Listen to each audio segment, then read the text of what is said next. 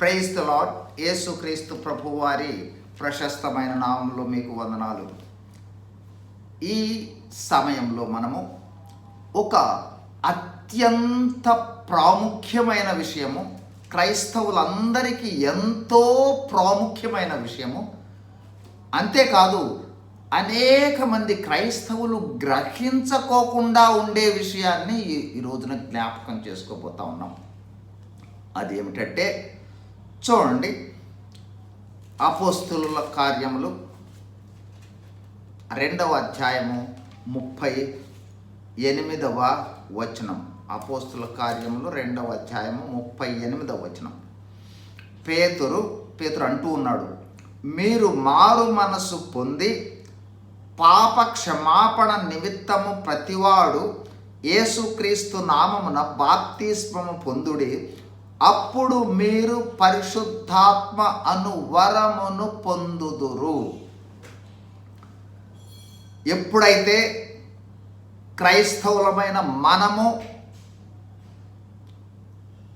సువార్తను విని మారు మనసు పొంది పాప క్షమాపణలోనికి వచ్చి బాప్తిస్మము తీసుకుంటామో అప్పుడు పరిశుద్ధాత్ముడు మనలోనికి వచ్చాడు.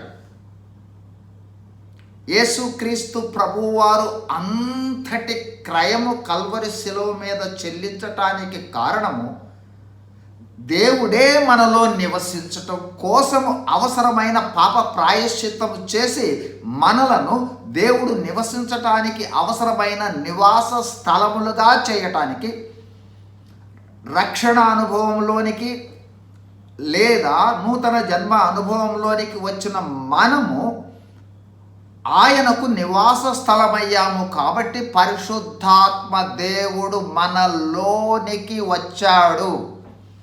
ప్రియ క్రైస్తవ సహోదరి సహోదరులారా, మనలోనే ఉన్నాడు పరిశుద్ధాత్ముడు.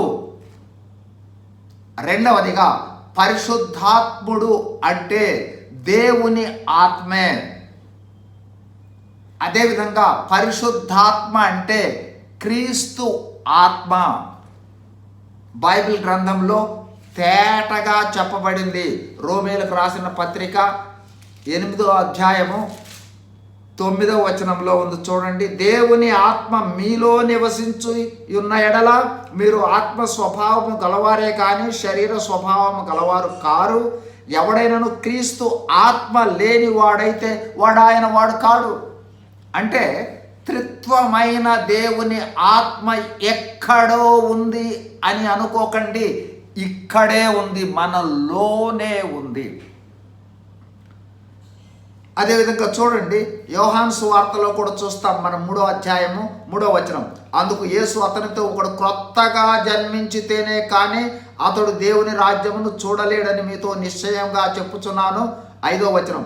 యేసు ఇట్లా, నేను ఒకడు నీటి మూలముగా ఆత్మ మూలముగా జన్మించితేనే కానీ దేవుని రాజ్యంలో ప్రవేశింపలేడని నీతో నిశ్చయముగా చెప్పుచున్నాను.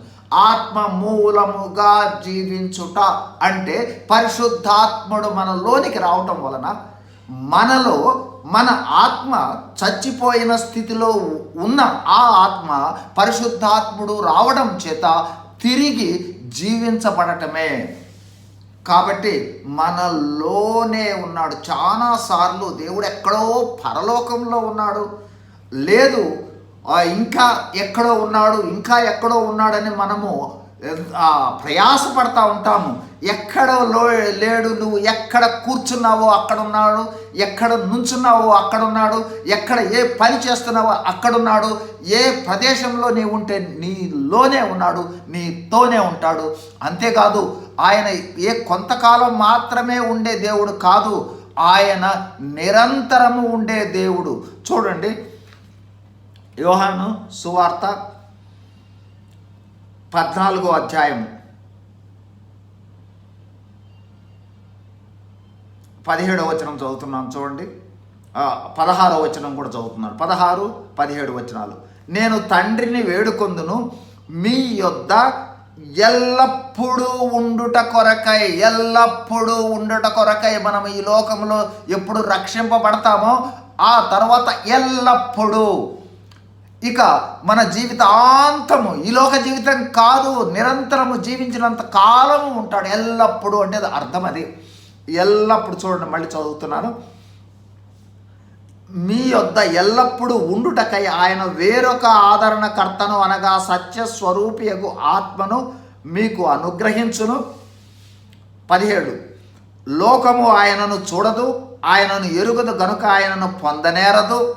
మనం లోకస్తులం కాదు, లోకం నుండి వేరుపడ్డ వాళ్ళం. మరి మనకే ఎట్లా ఉంటాడు పరిశుద్ధాత్ముడు? చూడండి, మీరు ఆయనను ఎరుగుదురు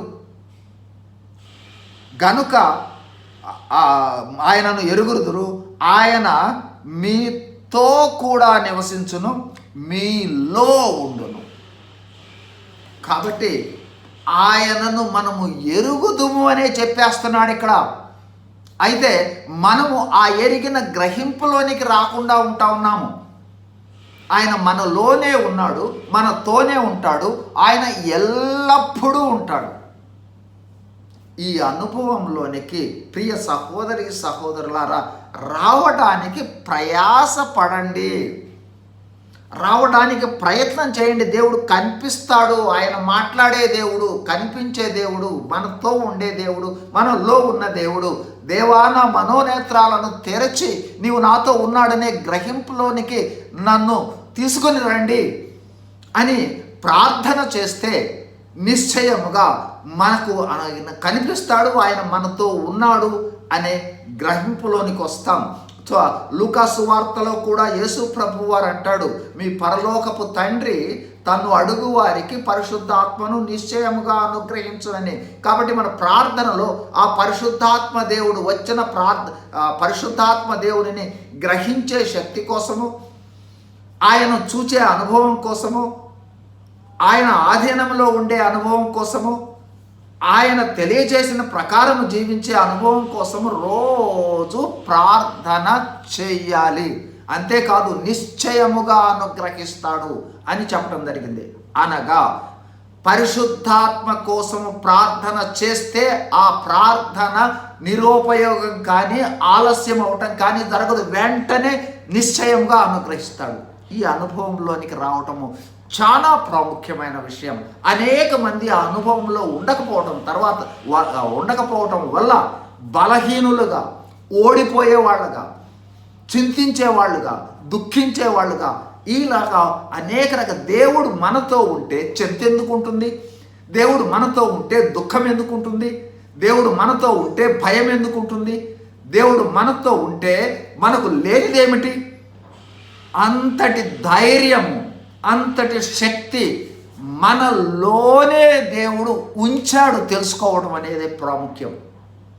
కాబట్టి ఈ సమయంలో జ్ఞాపకం చేస్తూ ఉన్నది ఆ అనుభవంలోనికి రావటము అత్యంత ప్రాముఖ్యమైన విషయం. ఆ అనుభవంలోనికి వచ్చిన వాళ్ళు ఎట్లా ఉంటారు అనే విషయం కూడా క్లుప్తంగా జ్ఞాపకం చేసి నేను ముగించేస్తాను.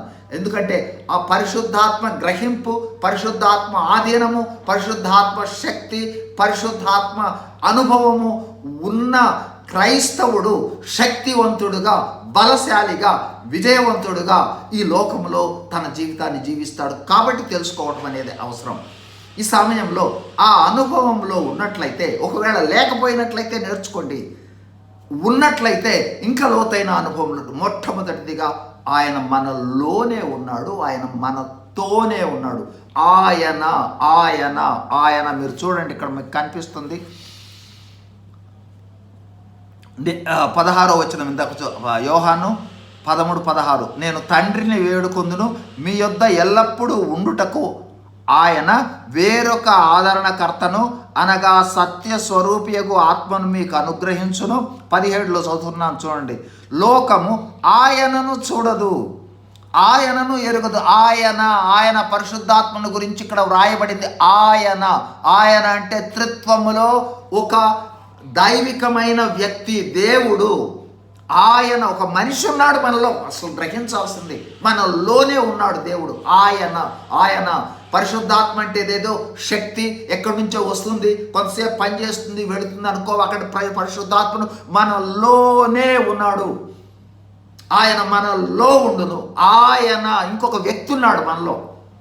ఇంకొక వ్యక్తి మనతో ఉన్నట్లయితే మనం చేసే ప్రతి పనిలో కూడా ఆయన సహాయాన్ని తీసుకుంటాం. ఇప్పుడు ఆయన మనతో ఉన్నాడు కాబట్టి ప్రొద్దున్నే లెగవగానే మనం మన ఇంట్లో ఉన్న వాళ్ళతో ఎట్లా పలకరించుకుంటామో అట్లా దేవునితో పలకరించుకునే అనుభవం ఉన్నదా? ఎందుకంటే ఆయన మనలోనే ఉన్నాడు. ప్రభువా, ఈ రాత్రంతా కాపాడావు, తిరిగి లేపావు, నీకు స్తోత్రాలు అని లోపల ఉన్న దేవునితో మాట్లాడుతూ ఉండే అనుభవంలో ఉందా, లేదా ఎక్కడో ఉన్న దేవునితో మాట్లాడుతూ ఉన్న అనుభవం ఉందా? లోపల ఉన్న దేవునితో. కాబట్టి ఏ పని చేసేటప్పుడైనా కూడా ఆయన మనతో ఉన్నాడు కాబట్టి, ప్రభువా ఈ పని చేయొచ్చా, ఈ పని చేయకూడదా, ఈ పనికి చేయటానికి వెళ్ళమంటారా, ఈ పని వద్దంటారా, చేయమంటారా, ఇదిగో ఈ పనులకు వెళ్తున్నాను సహాయం చేయరా, ప్రతి నిత్యము ఆయనతో మాట్లాడే అనుభవము ఉండాలి.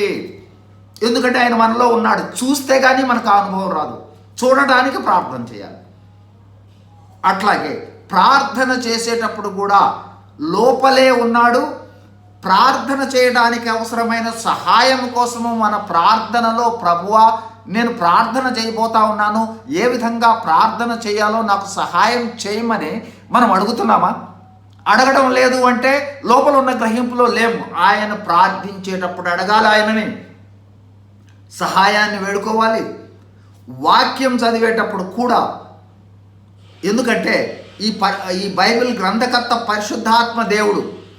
అందుకనే పరిశుద్ధాత్మ సహాయము చేత మనము వాక్యాన్ని చదువుకున్నట్లయితే తేటగా లోతైన ఆత్మీయమైన ఆ విషయాలు, మనం గ్రహించలేని విషయాలు, ఎన్నో విషయాలు మనకు ఆయన బోధిస్తాడు.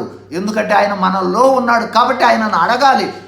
దేవా నాకు సహాయం చేయి, పరిశుద్ధాత్మ దేవా నేను చదువుకుంటున్నాను, నాకు గ్రహించే జ్ఞానాన్ని, నాకు గ్రహించడానికి కావాల్సిన ఆ జ్ఞానాన్ని, శక్తిని నాకు దయచేయమని ప్రార్థన చేస్తూ ఉన్నామా? అట్లాగే మందిరానికి వెళ్ళేటప్పుడు, పరిశుద్ధాత్మ దేవా మందిరానికి వెళ్తా ఉన్నాను, ప్రభువా వెళ్దామా ప్రభువా? ఆరాధన చేసేటప్పుడు పరిశుద్ధాత్మ మన నోటిలో ప్రతి నిత్యము పరిశుద్ధాత్ముడు ఆయనను అడగటము, ఆయనతో మాట్లాడటము, ఆయన సహాయం తీసుకోవటము, ఈ అనుభవము అనునిత్యము ఉంటూ ఉన్నదా లేదా? ఎందుకంటే ఆయన మనతోనే ఉన్నాడు. పిల్లలు మనతో కాసేపు ఉంటారు, కాసేపు ఉండరు. కాబట్టి కొద్దిసేపు మాట్లాడతాం, కొద్దిసేపు తర్వాత పిల్లలతో మాట్లాడడం. భార్య కొద్దిసేపు ఉండొచ్చు, ఉండకపోవచ్చు. ఇంకొకరు కొద్దిసేపు ఉండొచ్చు, ఉండకపోవచ్చు. కొద్దిసేపు మాట్లాడతాం. కానీ ఈయన ఎప్పుడూ ఉంటాడు, ప్రతి నిత్యం మాట్లాడాలి. 24 గంటలు ఆయనతో మాట్లాడే అనుభవము, ఆయన ఉన్నాడనే అనుభవము, ఆయన మనలో నివసిస్తూ ఉన్న అనుభవము. ఒకవేళ మనం చేసే పనులను బట్టి ఆయన చింతిస్తాడు. మనకు ఆయనకు ఇష్టం లేని పనులను వచ్చిన తర్వాత వెళ్ళకపోతే ఆయనకి ఇష్టం లేని పనులు మనం చేస్తే ఆయన దుఃఖపడతాడు, చింతిస్తాడు, వేదన చెందటం జరుగుతుంది. ఆ గ్రహింపు ఉంటే ఆయనకి ఇష్టం కాని పనులు చెయ్యం. ఆ గ్రహింపు ఉంటే ఇష్టమున్న పనులే చేస్తాం. కాబట్టి ఆయన దేవుడు మనతో ఉన్నాడు.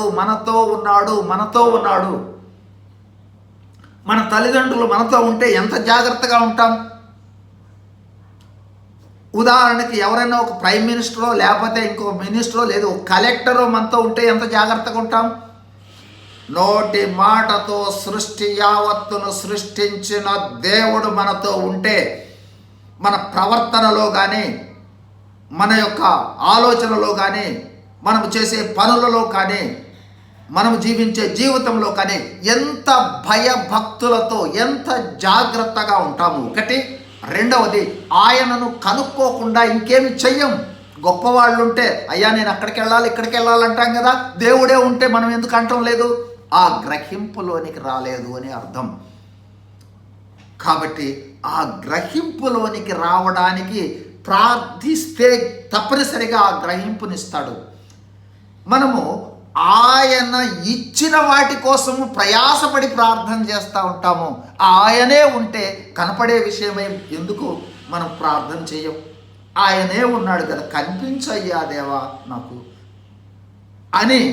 అట్లాగే మీరు నాతో ఉన్నారనే అనుభవంలో నేను జీవించే జీవితాన్ని ఇవ్వమని అడిగితే ఇస్తాడు. అసలు ఆ ప్రశ్నే మనం అడగకపోయినట్లయితే దేవునిని మనకి ఆ గ్రహింపులోకి ఎట్లా వెళ్ళగలం?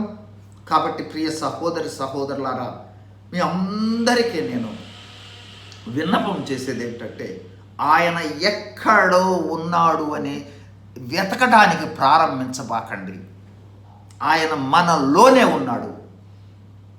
మనం ఆయనకిష్టమైన జీవితం జీవిస్తే ఎల్లప్పుడూ ఆయన సంతోషంగా ఉంటాడు. ఆయన అట్లాగే మనం ఆయనకి ఇష్టం కాని జీవితం జీవిస్తే దుఃఖపెట్టేవాళ్ళం, కష్టపెట్టేవాళ్ళంగా ఉంటాం. అంతకు మించి ఆయన మనతో ఉన్నాడు అన్నట్లయితే ఆయన దుఃఖ పెట్టమంతే. అంతకు మించి ప్రతి విషయంలో దినదినము ప్రతి నిమిషము ప్రభువా ప్రభువా ప్రభువా ఇది చేయమంటారా, అది చేయమంటారా, వెళ్ళమంటారా, ఇదిగో వాక్యం చెప్తున్నాను సహాయం చేయి ప్రభువా, ప్రార్థన చేస్తున్నాను సహాయం చేయి ప్రభువా. ఎందుకంటే గొప్ప వ్యక్తి మనతో ఉంటే ప్రతి విషయంలో అడుగుతాం కదా. సృష్టికర్త మనతో ఉంటే ప్రతి విషయం చెప్పకుండా ఉంటాము, డెఫినెట్గా చెప్తాము. కానీ ఆ గ్రహింపు లేకపోవటం వల్ల చెప్పే అనుభవంలో ఉన్నాం. కాబట్టి ప్రియ సహోదరి సహోదరులారా, ఆ అనుభవం కోసం ప్రారంభించండి. దేవుడు మనతో ఉన్నాడనే అనుభవంలోనికి రాండి. అద్భుతంగా జీవితాలు మారిపోతాయి. మన జీవితం మారిపోతుంది, మన శక్తి సామర్థ్యాలు మారిపోతాయి, మన అనుభవం మారిపోతుంది. మనము ప్రత్యేకమైన వ్యక్తులం అవుతాము, దేవునికి ఇష్టమైన వ్యక్తులం అవుతాం, దేవునిని సంతోషపెట్టే వాళ్ళంగా ఉంటాం, దేవుని రాజ్యానికి అనేకులను సమకూర్చే వాళ్ళలాగా ఉంటాం, దేవుని యొక్క కార్యాలు అనేకులకు విస్తరింపచేసే వాళ్ళంగా ఉంటాం.